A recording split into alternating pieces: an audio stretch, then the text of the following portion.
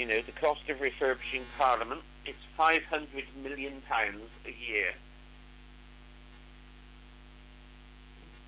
Just says in the news. The cost of refurbishing Parliament is £500 million a year. And the government has just fought to save the tradition of printing their laws on vellum. Yeah, which is going to cost an extra £80,000 a year.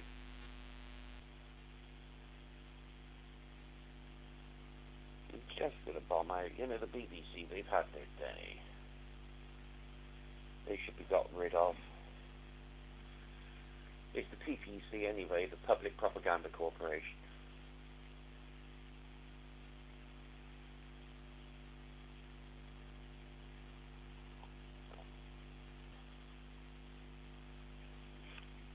Hey? I'm sorry, I couldn't hear you. Well, that's what woke me up. Don't remember, let's be honest.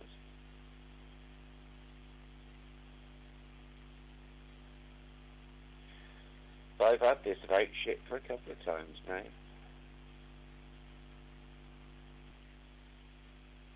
Oh, please. We are being so dumbed down.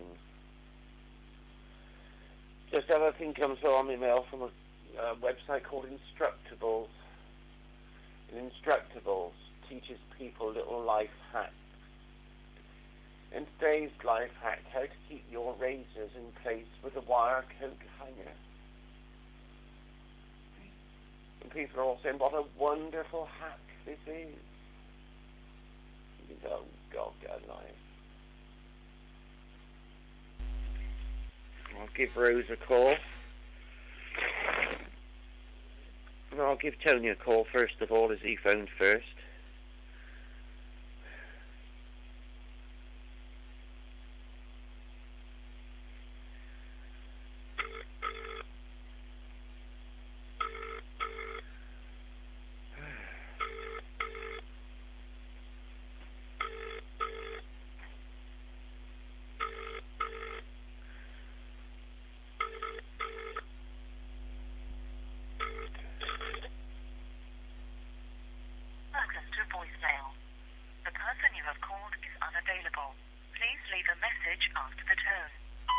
Hello, Tony, it's only me. It seems I've missed a couple of calls of yours now. I'm ever so sorry. But just returning your call back. Okay, bye for now. Now, isn't that strange? He's eating this beautifully. Well, no, if he eats just a few at a time, they'll stop him bloody whinging. There's a few more, look, oi. No? Alright, then they can go back in the bag.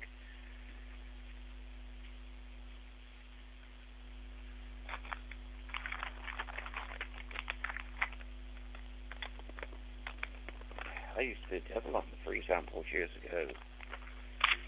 Because back in the 80s, Tony used to work for Johnny's in Bath, which was a big House of Fraser, Johnny. And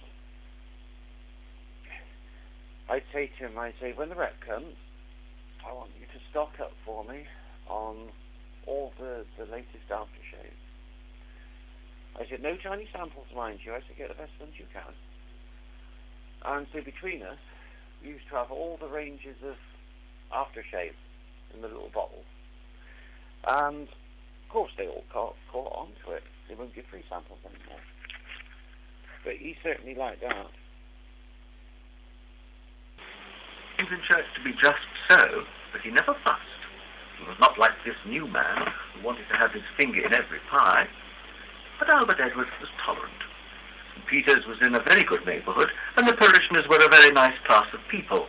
The new vicar had come from the East End, and he couldn't be expected to fall in all at once with the discreet ways of his fashionable congregation.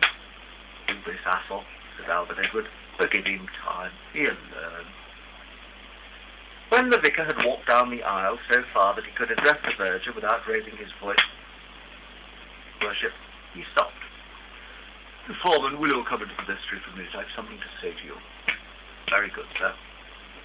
The vicar waited for him to come up, and they walked up the church together. A very nice Christmas, sir. Funny how the baby stopped crying the moment you took him. "Well, I notice they very often do," said the vicar. It was a source of subdued pride to him that he could nearly always quiet a whimpering infant by the manner in which he held it, and he was not unconscious of the amused admiration with which mothers and nurses watched him settle the baby in the crook of his surplused arm. The verger knew that it pleased him to be complimented on his talent. The vicar preceded Albert Edward into the vestry. Albert Edward was a trifle surprised to find the two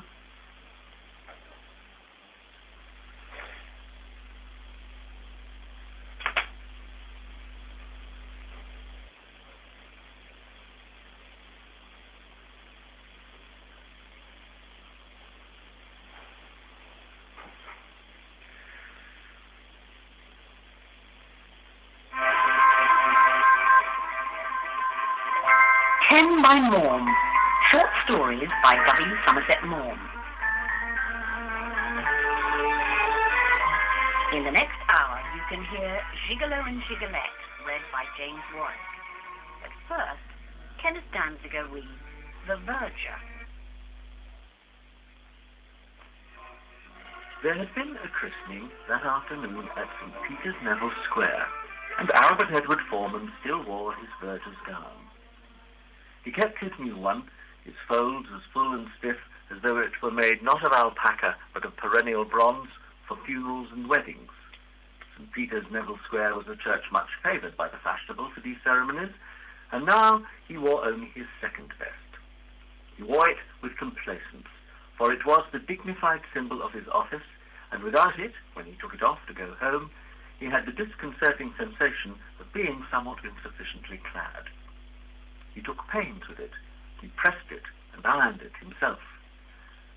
During the 16 years he had been verger of this church, he had had a succession of such gowns, but he had never been able to throw them away when they were worn out, and the complete series, neatly wrapped up in brown paper, lay in the bottom drawers of the wardrobe in his bedroom. The verger busied himself quietly, replacing the painted wooden cover on a marble font, taking away a chair that had been brought from an infirm old lady, and waited for the vicar to have finished in the vestry so that he could tidy up in there and go home. Presently he saw him walk across the chancel, genuflect in front of the high altar, and come down the aisle. But he still wore his cassock. "What's he hanging about for?" the verger said to himself. "Don't he know I want my tea?"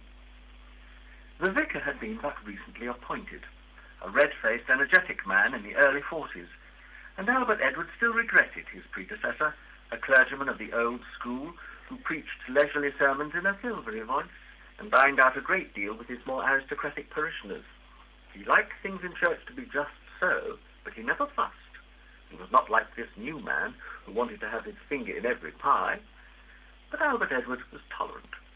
St. Peter's was in a very good neighbourhood, and the parishioners were a very nice class of people. The new vicar had come from the East End, and he couldn't be expected to fall in all at once with the discreet ways of his fashionable congregation. "All this hassle," said Albert Edward, "but give him time. He'll learn."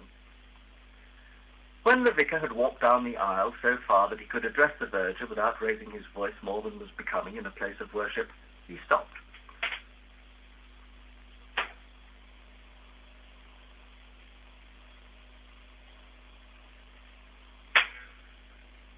But recently appointed, a red-faced, energetic man in the early 40s, and Albert Edward still regretted his predecessor, a clergyman of the old...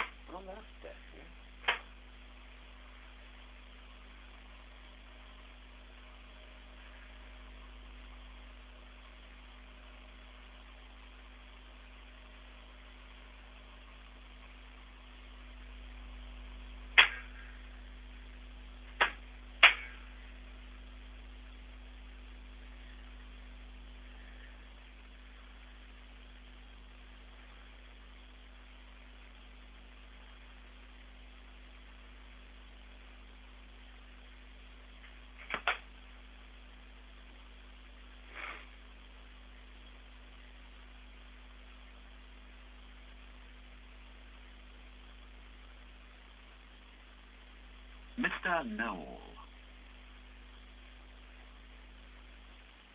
Home. Mr.